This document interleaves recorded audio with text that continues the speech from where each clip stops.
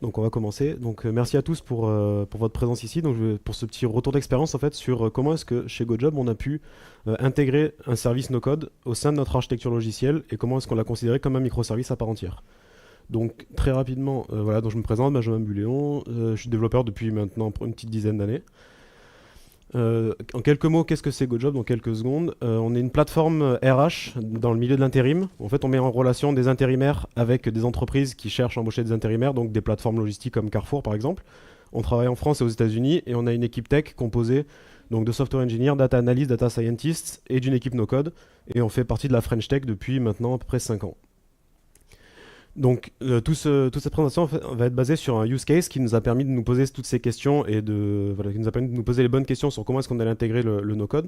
Donc, en quelques mots, c'est les systèmes de session de recrutement. En fait, avant de commencer à travailler dans nos entrepôts, les intérimaires vont devoir rencontrer les personnes en charge sur site afin de valider un ensemble de prérequis, de valider leurs documents, de recevoir faire la visite du site, etc. Donc, juste qu'on les rencontre une première fois.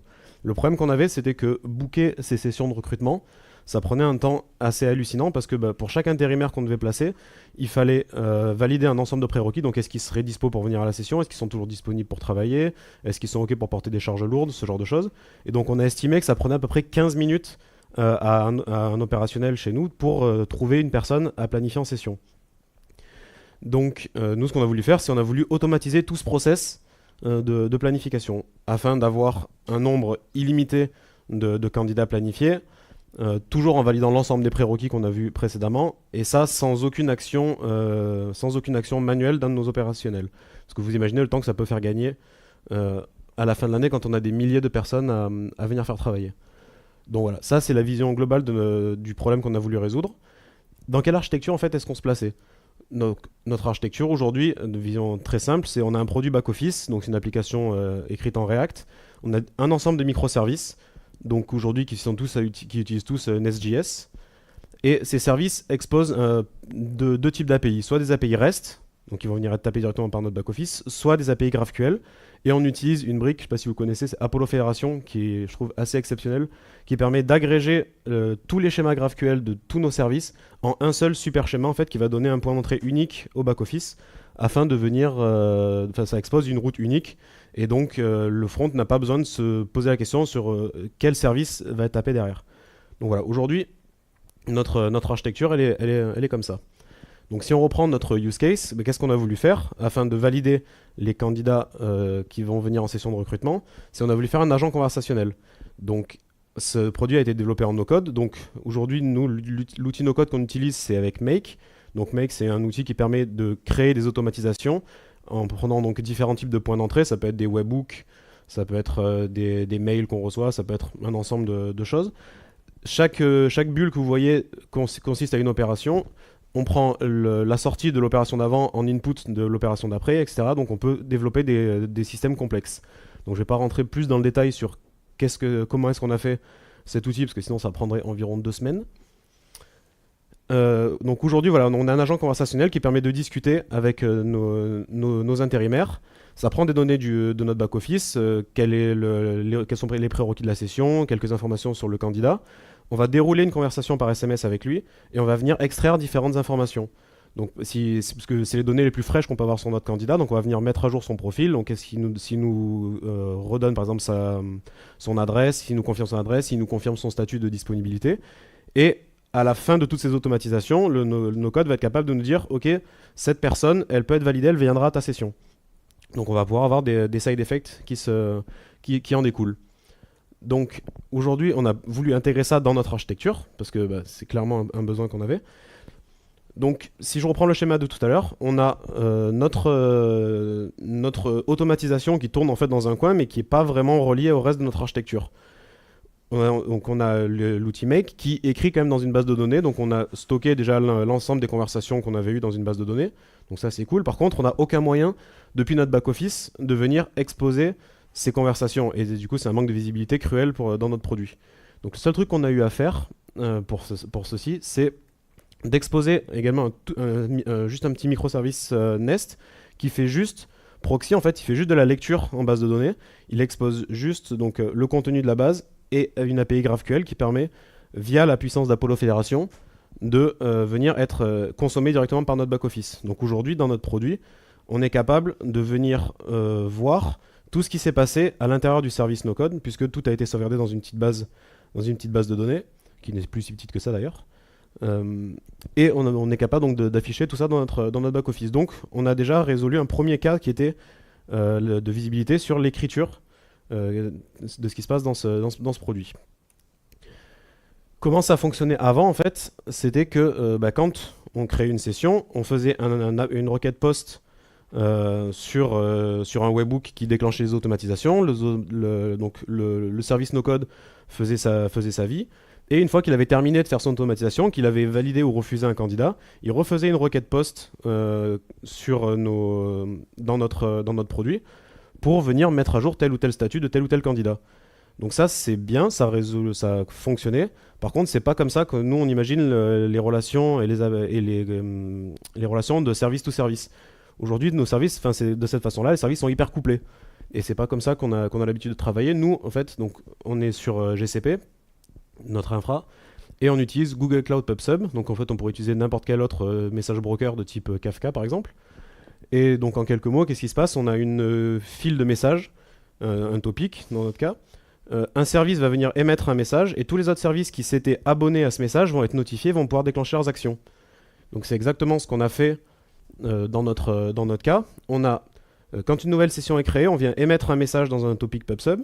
Make, du coup, est capable de venir lire, de venir écouter, de s'abonner à des topics PubSub. Donc, ça va déclencher l'ensemble des conversations par SMS. Et à la fin du process, quand tout est terminé, le no-code va du coup venir de la même manière émettre un message dans notre topic PubSub afin de pouvoir déclencher les side effects qui sont gérés dans l'ownership et de notre back-office. Donc là, on a pu complètement découpler découpler les deux services qui continuent à fonctionner très bien ensemble. Et le jour où on a besoin d'un troisième service tierce qui va venir, je sais pas, faire comme un CRM, envoyer un mail ou quelque chose comme ça, on va pouvoir venir directement se plugger sur ce topic et ne plus toucher au fonctionnement actuel.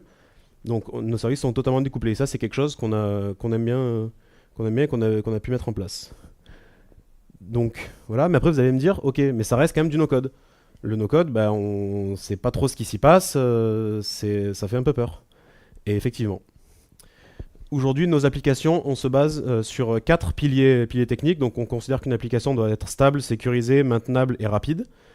Donc ces réflexions nous ont permis de faire émerger quelques points d'attention sur lesquels il fallait qu'on travaille pour rapprocher le no-code des standards de qualité qu'on applique à nos logiciels, à nos produits. Donc on n'a pas encore pu tout traiter, et je ne pourrais pas traiter tout ce qu'on a fait également là dans les 15 minutes parce que voilà, c'est logique.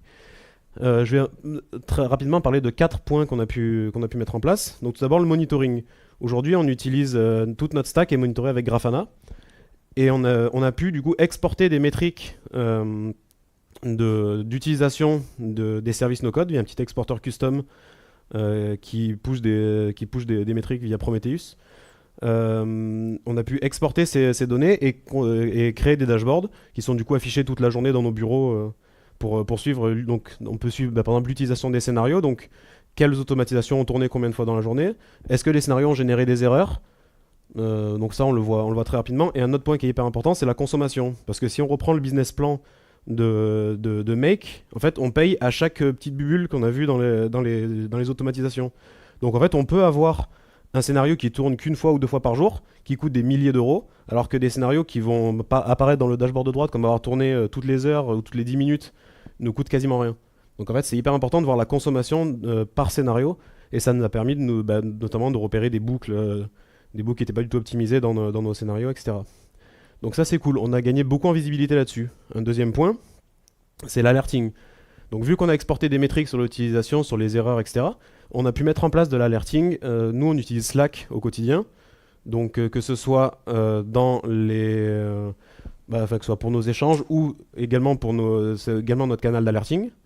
Donc on peut recevoir des notifications individuelles dans le cas où un scénario qu'on a écrit tombe en erreur, mais on a jugé que c'était OK, ou dans le cas où des scénarios plus critiques tombent en erreur, ou qu'il y a une accumulation d'erreurs, on a pu gérer des alertes globales. Donc dans des canaux qui nécessitent vraiment des interventions plus rapides. Donc ça, c'est... Donc voilà, ça on est hyper content là-dessus. Et quand on a fait du monitoring et de l'alerting, bah, le dernier point, c'est du logging. Parce qu'en fait, ce qu'on avait jusqu'à présent, donc nous, pardon, on utilise Elastic pour monitorer tous nos applicatifs. Et en fait, bah, quand on investissait des bugs, pourquoi tel candidat est dans tel statut, pourquoi tel... comment on a pu arriver dans ce niveau-là. Mais en fait, souvent, on savait pas ce qui s'était passé. Et le premier réflexe de quasiment tout le dev, c'est la faute du no-code. Mais on n'avait aucun moyen de le prouver. Et même si 99% c'était vrai, c'était vraiment la faute du no-code, on ne pouvait pas le prouver. Aujourd'hui, on a pu exporter juste un tout petit service qui a juste une route en entrée qui du coup est appelée par les différents scénarios, nos codes, et qui vient pousser les logs dans notre base élastique. Et donc aujourd'hui, ce qu'on a, c'est qu'on a tous nos logs, nos codes y compris, au sein de notre même base élastique. Donc on peut corréler et retracer l'ensemble des actions qui se sont produites sur tel ou tel candidat, ou voilà, pour savoir exactement ce qui est et pour prouver par A plus B que c'est bien la faute du no-code. Ça, c'est les devs, on est toujours assez un peu... on considère souvent que voilà, c'est la faute de no-code, mais au moins maintenant on peut le prouver, c'est rigolo. Dernier point qu'on a pu mettre en place, c'était un environnement de staging. Donc en fait, aujourd'hui on a toutes nos données qui sont accessibles sur des environnements de staging. Par contre, bah, là, on fait quand même appel à... Derrière, il y a quand même des LLM pour générer les messages. Donc, quand on modifiait le prompt, qu'on modifiait les différents états de notre automatisation, bah, en fait, avant, on testait en prod. Parce qu'on n'avait aucun moyen de tester ça. Maintenant, on a pu, juste en modifiant une simple variable en entrée de notre scénario, basculer l'ensemble de l'automatisation sur toutes les API de staging. Et donc on est beaucoup plus confiant quand on met à jour un scénario pour s'assurer qu'on ne va pas tout casser. Et du coup on est beaucoup plus serein. Donc voilà, en conclusion, aujourd'hui donc, nous avons un nouveau service qui est totalement intégré à notre architecture. D'un point de vue business, notre business est heureux parce qu'on a généré 300 000 candidatures en un an, ce qui a résulté donc en 25 000 candidats planifiés. Donc si je reprends le calcul sur les 15 minutes que ça aurait pris, ça fait l'équivalent du travail annuel de 4 personnes qui n'auraient passé leur temps à faire que ça, que de chercher des gens, les appeler pour valider ces prérequis. Donc une tâche avec très très peu de valeur ajoutée et de valeur intellectuelle. Ça respecte, en tout cas ça va dans la direction de respecter l'ensemble de nos standards tech. Et c'est facilement utilisable, et évolutif et customisable par la puissance du no-code. Voilà. Donc l'intérêt de cette présentation, en fait, c'était pas de donner les guidelines de ce qu'il faut faire, mais plutôt de faire réfléchir et d'ouvrir les chakras sur en fait que même avec du no-code, on est capable d'appliquer les mêmes standards de qualité qu'avec du soft classique. Voilà.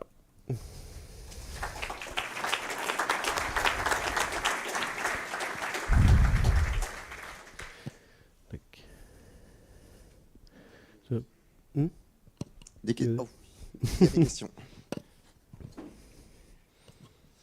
Bonjour.